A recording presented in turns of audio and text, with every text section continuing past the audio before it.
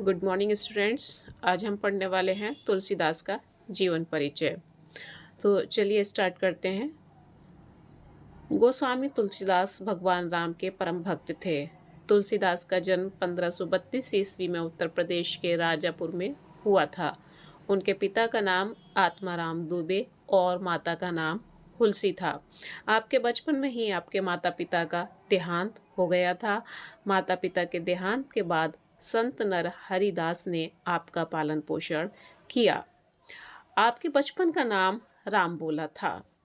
प्रारंभिक शिक्षा के बाद उन्होंने गुरु शेष सनातन से वाराणसी में 15-16 वर्ष तक संस्कृत व्याकरण, वेद और अन्य शास्त्रों की शिक्षा प्राप्त की। उनका विवाह दीन बंधु पाठक की पुत्री रत्नावली से हुआ। तुलसीदास अपनी पत्नी से बहुत प्रेम करते थे, लेकिन पत्नी की ही फटकार के बाद उनके मन में वैराग्य आ गया और उन्होंने सांसारिक जीवन त्याग दिया।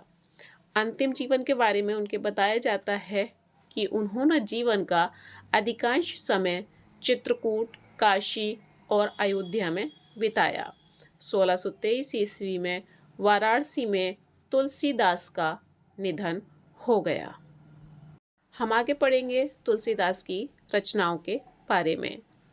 तुलसीदास की कुल 12 प्रामाणिक रचनाएं हैं, जिनमें रामचरितमानस, विनय पत्रिका, कवितावली, गीतावली, कृष्ण गीतावली, रामाज्ञा प्रश्न, बर्वे रामायण, रामलला नहचू, जानकी मंगल, पार्वती मंगल, दोहावली और वैराग्य संदीपनी शामिल हैं।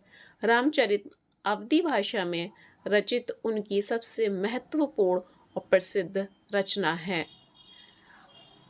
ये कहा जाता है कि आप किस धारा के कवि थे, तो चलिए उसके बारे में भी देख लेते हैं कि तुलसीदास भक्ति काल के सगुण भक्ति धारा के प्रतिनिधि कवि थे। मतलब सगुण भक्ति धारा उसको कहते हैं जिसमें भगवान के स्वरूप को माना जाता है। उन्हें लोकनायक कवि भी कहा जाता है।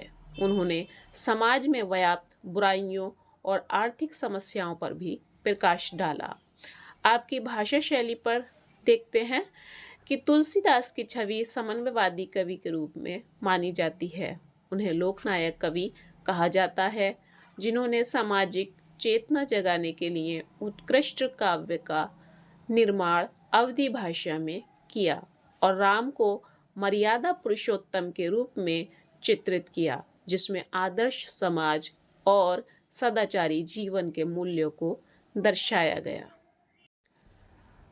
अंतिम शब्दों में हम देखेंगे तुलसीदास का साहित्यिक योगदान कैसा है। तुलसीदास ने संस्कृत ग्रंथों को सरल हिंदी में रूपांतरित किया। उनकी रचनाएं भारतीय समाज और संस्कृति पर गहरा प्रभाव डालती हैं। तुलसीदास ने रामलीला का नाटकों की शुरुआत की। जो रामलीला के नाटक होते हैं, उनकी शुरुआत भी तुलसीदास ने ही की है और संकट मोचन मंदिर की स्थापना का श्रेय भी उन्हीं को जाता है। तो इस प्रकार आज हमने पढ़ा कि तुलसीदास का जीवन परिचय, साहित्यिक परिचय और उनकी भाषा शैली के बारे में। उम्मीद है कि आपको यह वीडियो पसंद आएगा और इस वीडियो को लाइक, शेयर और सब्सक्राइब ज़रूर करें और कमेंट्स करके बताएं कि ये वीडियोस किस तरीके के लगते हैं आपको, कैसे लगते हैं और आगे किस विषय पर या किस चैप्टर पर आपको वीडियोस चाहिए। तब तक के लिए गुड लक, गुड बाय।